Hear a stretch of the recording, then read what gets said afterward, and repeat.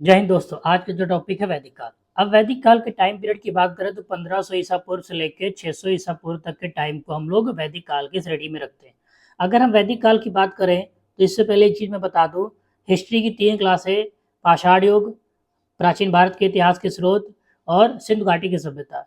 इसके लिंक आपको मेरे डिस्क्रिप्शन में मिल जाएंगे, वहां से आप देख सकते हैं वैदिक काल।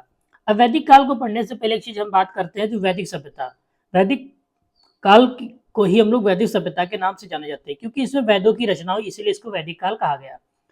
सिंधु घाटी सभ्यता के बाद भारत में जिस नवीन सभ्यता का विकास हुआ उसे आर्य अथवा वैदिक सभ्यता के नाम से जाना जाता है। हड़प्पा सभ्यता की बात करें, जिसे हम लोग सिंधु घाटी की सभ्यता कहते हैं, उससे हम लोग 2600 बीसी से लेके 1900 बीसी के टाइम पीरियड को हम लोग सिंधु घाटी की सभ्यता की बात करते हैं। लेकिन यहाँ पर जो वैदिक काल की बात कर रही है, वैदिक सभ्यता की बात करी, वो 1500 ईसा पूर्व। तो बीच में आपको 2-3-4 सालों का गैपिंग दिख रही होगी, 2-3 सालों का गैपिंग दिख रहा है। फिर वो कहा, तो एक तरीके से ये माना जाता है कि 1900 के बाद वही 1817 में जो हड़प्पा सभ्यता था पूरी तरीके से डिक्लाइन हो गई, यानी पूरी तरीके से खत्म हो गई। ऐसा जो प्रारंभिक फिलोसफर या दार्शनिक का मत था कि ये जो आर्य आए थे, इन्होंने ही हड़प्पा वासियों का ही वध कर दिया था। एक तरीके से उनके बीच युद्ध हुआ था, जिससे वो सभ्यता पूरी तरीके से वो लोग खत्म हो गए। ठीक है। वैदिक सभ्यता के निर्माता आर्य थे, इसलिए आर्य सभ्यता के नाम से इसको भी जाना जाता है। अगर वेदों की रचना के आधार पर हम बात करें तो इसको 2 भागों में डिवाइड किया गया है, ऋग्वैदिक काल, उत्तर वैदिक काल। तो इस क्लास में हम केवल ऋग्वैदिक काल के बारे में जानेंगे और दूसरी क्लास में हम उत्तर वैदिक काल के बारे में जानेंगे।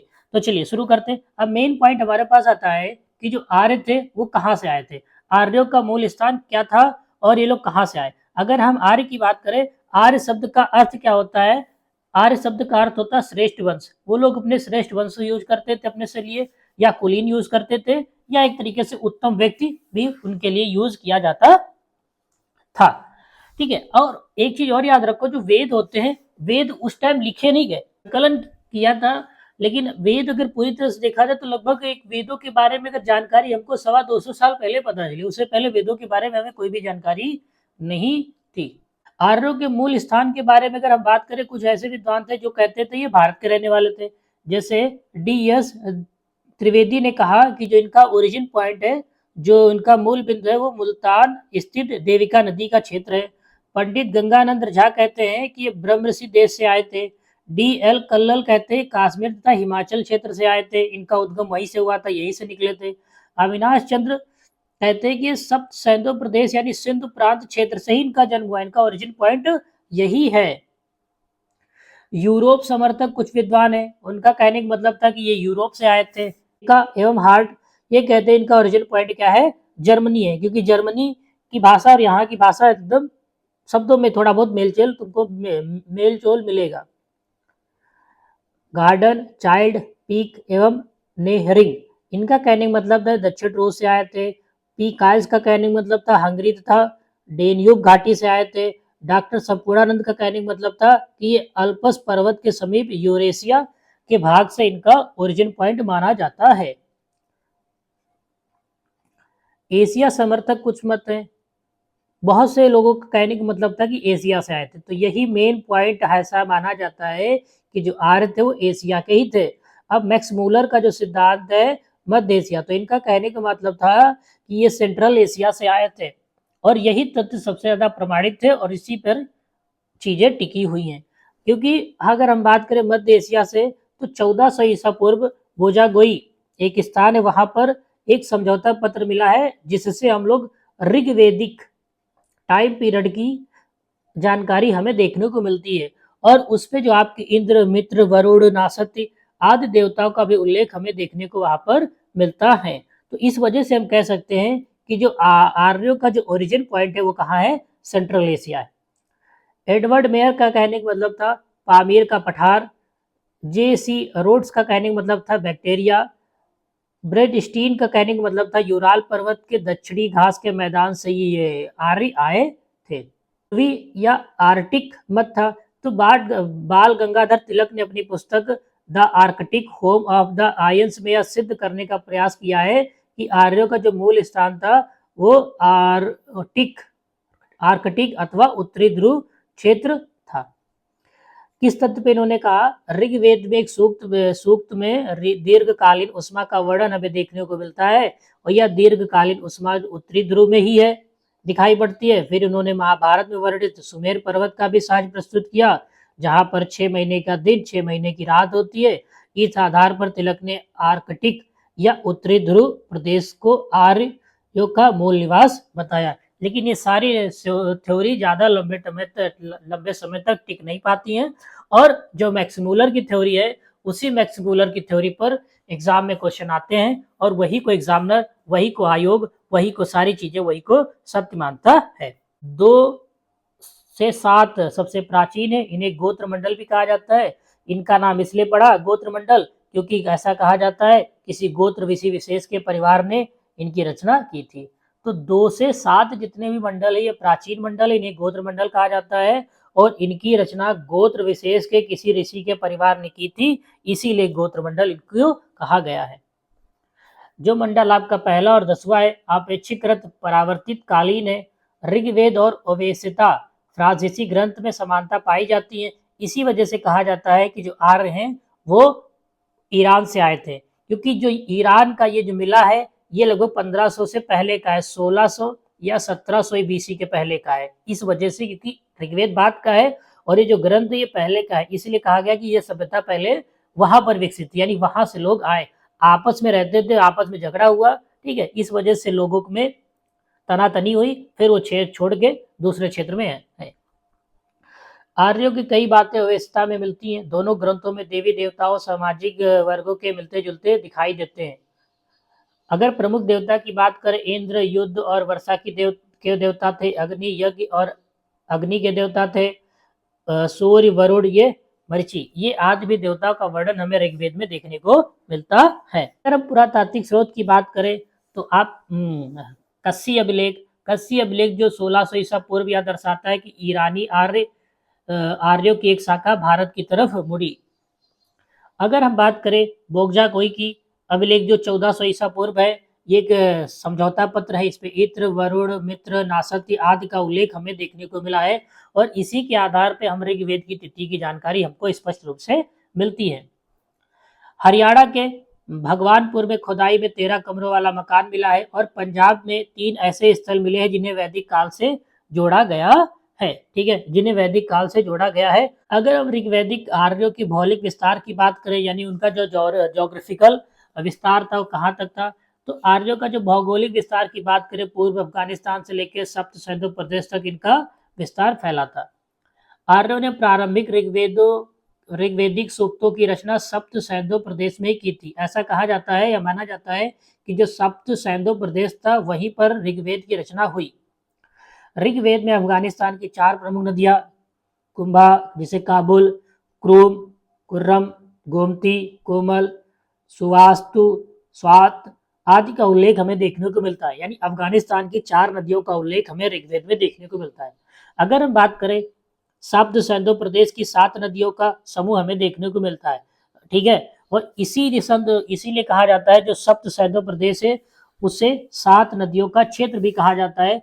और ये नदियां कौन कौन सी है? सिंधु, जिसे हम लोग इंडस कहते हैं, सरस्वती, पौरुषणी, जिसे रावी नदी के तट पे ही 10 राजाओं का युद्ध का वर्णन हमें देखने को मिलता है, जो विश्वामित्र और भरत सुदास के बीच हुआ था और इसमें भरत जन सुदास की विजय हुई थी। विदास्ता, जिसे हम लोग झेलम कहते हैं, विपाशा, व्यास, आस्किनी, चेनाब, सतुद्री, सतलज आदि का उल्लेख हमें ऋग्वेद में देखने को मिलता है। तजुल से यमुना नदी का जो क्षेत्र है इसे ब्रह्मरथ कहा जाता है और ये जो क्षेत्र था ये केंद्र था किसका? वैदिक सभ्यता का। किसका था? वैदिक सभ्यता का ये केंद्र था, ठीक है। और ऋग्वेद काल में सबसे महत्वपूर्ण नदी किसको कहा जाता है? सिंधु को कहा जाता है। ऋग्वेद में सिंधु नदी का सबसे अधिक बार वर्णन किया गया है और ऋग्वेद में सरस्वती सबसे अधिक पवित्र मानी गई है, यानी सरस्वती नदी को सबसे ज्यादा पवित्र बताया गया है। अगर हम बात करें नदियों की संख्या कितनी थी, तो इसमें नदियां कितनी थी? नदियों की संख्या 25 बताई गई है।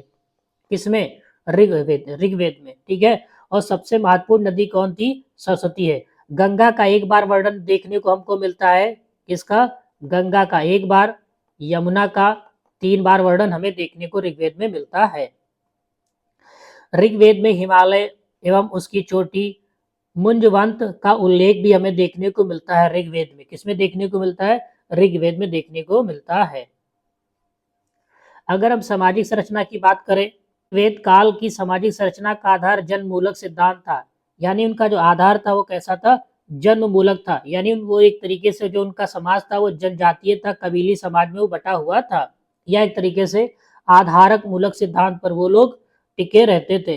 पिता पुत्र के लिए एक ही शब्द का इस्तेमाल किया जा पिता पुत्र के लिए अलग अलग शब्दों का इस्तेमाल होता था, लेकिन भाई भतीजे चचेरे भाई आदि के लिए एक ही शब्द निरप्त का इस्तेमाल किया जाता था। कभी कभी क्वेश्चन पूछता है, ये बताओ कि भाई भतीजे चचेरे भाई के लिए किस शब्द का इस्तेमाल किया जाता था?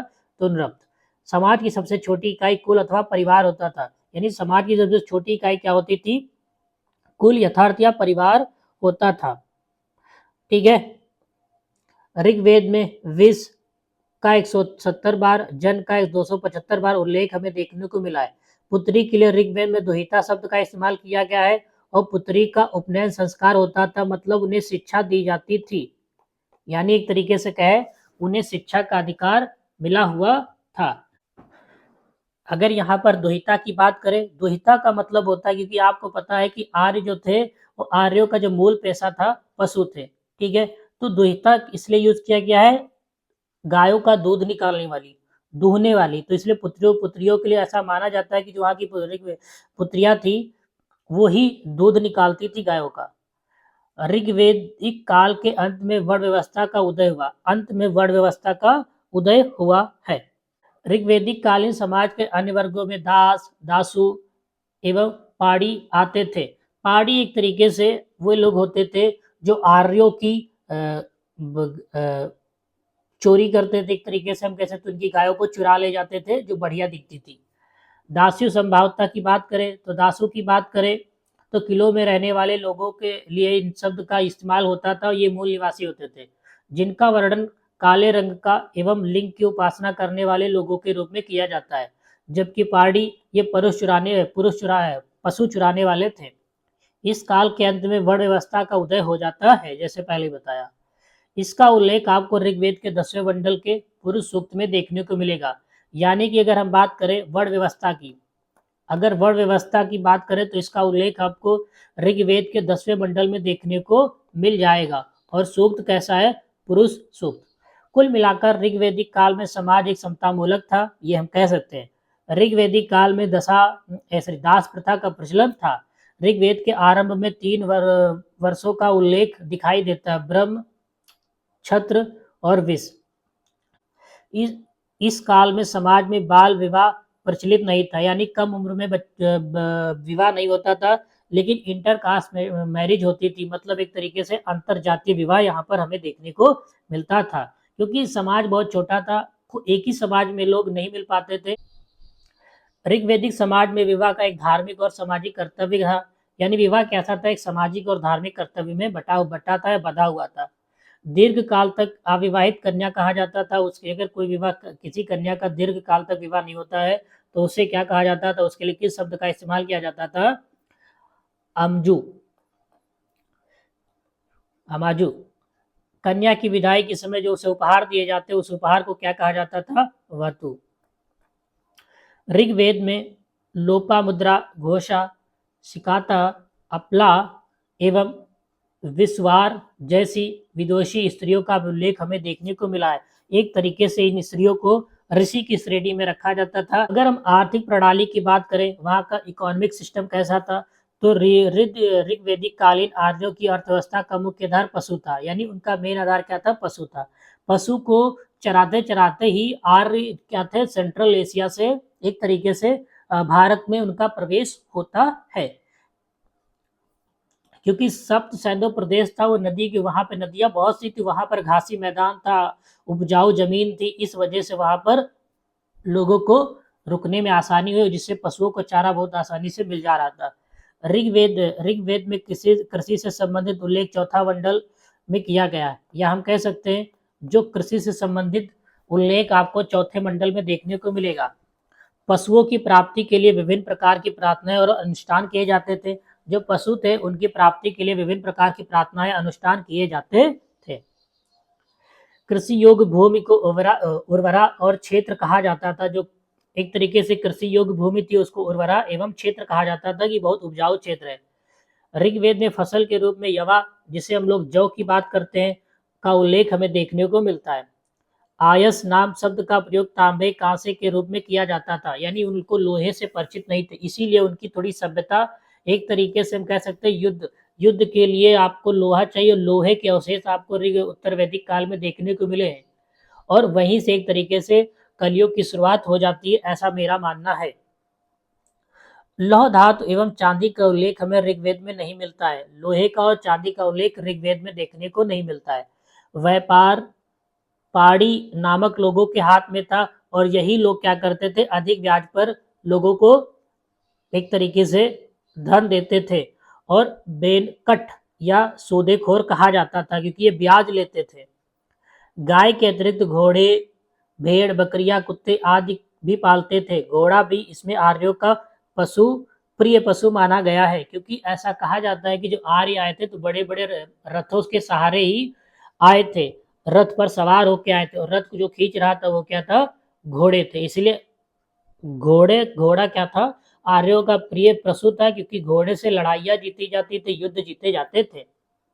जैसे यहाँ पर 10 राजा युद्ध की बात कर रहा है, 10 राजाओं के साथ युद्ध, तो आर्यों का सबसे प्रसिद्ध कबीला संघर्ष 10 राजा युद्ध के रूप में वर्णित है। ठीक है, ये बहुत याद रखना, यहाँ से बहुत से क्वेश्चन पूछे गए।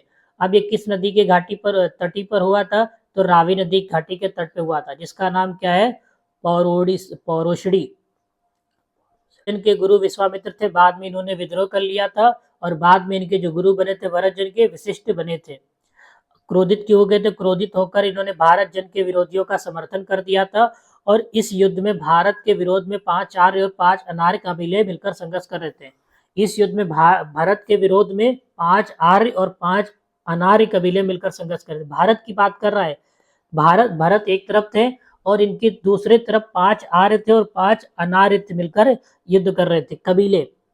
अंत में इस युद्ध में भरत राजा सुदास की विजय होती है, और इस युद्ध का वर्णन ऋग्वेद में आपको विस्तार से देखने को मिल जाएगा। अगर हम प्राचीन नाम की बात करें और आधुनिक नाम की बात करें, जैसे उर्वरा, उपजाऊ भूमि के लिए उस टाइम उर्वरा का इस्तेमाल किया जाता था। बादल, वर्षा देने वाला देवता, पर्जन्य। अगर बढ़ाई की बात करें कारपेंटर के लिए, ताक्षण। लंगला की बात करें तो हल, किवास की बात करें तो हलवाहा। अगर हम बात करें राजनीतिक प्रणाली की, पॉलिटिकल सिस्टम वहाँ का कैसा था, तो राजा का मूल आधार परिवार था, परिवार का मुखिया कुलप कहलाता था, जो कि गोत्र संबंधों से बंधा होता था, और गोत्र ही संबंधों का मूल आधार होता था। गोत्र का आधार ही ग्राम का निर्माण करता था, यानी गोत्र ही मिलकर क्या करते थे, निर्माण बनाते थे। हम कह सकते एक गोत्र यहाँ रहता था, दूसरा यहाँ रहता था, तीसरा यहाँ रहता था, तो यानी इस तरीके से गोत्र ही एक तरीके से ग्राम का निर्माण करते थे। ये फर्स्ट पहला गोत्र, दूसरा गोत्र, तीसरा, ये गोत्रों के नाम भी होते थे। कबीलों के आधार पर बने हुए बहुत से संगठनों को का ऋग्वेद में उल्लेख हमें देखने में मिलता है, जैसे सभा, विधत, समिति एवं गण। ऋग्वेद में राजा को गोप्त जनसय अर्थात कबीले का संरक्षक था, पूरा भूत अर्थात नगरों पर विजय पाने वाला कहा जाता था। यही क्या करता था, नगरों पर विजय करता था। ठीक है, राजा का मेन दायित्व होता था कि अपने प्रजा की सेवा करना, दूसरे से गांव से या दूसरे से लड़ाई करके जो चीजें जीत कर आती थी वो अपनी ग्राम सभा में बांट दी जाती थी। उग्र, जीवग्रह संभवतः पुलिस कर्मचारी होते थे, यानी पुलिस कर्मचारी के लिए संभवतः इन शब्दों का इस्तेमाल किया गया है। वैदिक कालीन न्यायाधीश, वैदिक काल में वे न्यायाधीश भी होते थे। प्रश्न विनाक उनके लिए इस्तेमाल किया जाता था। हम धर्म की बात करें, ऋग्वैदिक पीरियड का धर्म कैसा था, तो ऋग्वैदिक देवताओं की कुल संख्या 33 बताई गई है। अगर हम बात करें ब्रह्मांड की, तो ब्रह्मांड के 3 भाग उसमें दर्शाए गए, पृथ्वी, आकाश, अंतरिक्ष। ये तीनों रूपों में इसको डिवाइड किया गया है ब्रह्मांड को। पृथ्वी के देवता की बात करें तो अग्नि, सोम, पृथ्वी, बृहस्पति, सरस्वती को कहा गया है। वायु स्थान या आकाश के देवताओं की बात करें तो सूर्य, वरुण, मित्र, पोषण, विष्णु, सवित्र, उषा, आदित्य, अश्विन, इन सब का उल्लेख आकाश के देवताओं के रूप में किया गया है। अगर हम बात करें अंतरिक्ष के देवता तो इंद्र, मारुत, वायु, पर्जन्य, रुद्र, इन सब का उल्लेख अंतरिक्ष के देवताओं के रूप में किया गया है। द्वि आकाशीय। ऋग्वेद में सबसे महत्वपूर्ण स्थान इंद्र का है और इंद्र के लिए पुरंदर शब्द का भी इस्तेमाल किया गया है, इसीलिए याद रखना पुरंदर। तो इंद्र का पुरंदर पर्यायवाची हो जाता है। अब इंद्र के इतने नाम है, देख लो, रथेष्ट, विजेंदर, सोमपाल, सतक्रुत, वत्रहान एवं माधव आदि का भी उल्लेख ऋग्वेद में इंद्र के लिए किया गया है। ऋग्वेद में सबसे अधिक बार 250 सूक्त इंद्र को ही समर्पित हैं। 250 जो सूक्त थे वो इंद्र के बारे में है। उसके बाद आपको अग्नि के बारे में मिलेंगे। अग्नि के बारे में 200 सूक्तों का वर्णन ऋग्वेद में दिखाई देता है। उसके बाद आपको तीसरे नंबर पे वरुण देवता आते हैं। इनके लिए 30 सूक्तों का इस्तेमाल किया गया है। गायत्री मंत्र में उल्लेखित है, ये जो सूत्र है गायत्री मंत्र, ये सूर्य देवता को समर्पित है। इसके रचनाकार विश्वामित्र हैं। सोम का एक तरीके का पेय पदार्थ है, देवताओं का माना जाता है। देवता क्या करते थे, इसका सेवन करते थे। ये उनका पेय पदार्थ मतलब पीने वाला एक तरीके से पौधा भी एक तरीके से कहा गया है। ऋग्वेद के 9वें मंडल में सोम को समर्पित, याद रखना जो 9वां मंडल है वो सोम को समर्पित है। तो आज के लिए बस इतना ही। धन्यवाद। जय हिंद, जय भारत।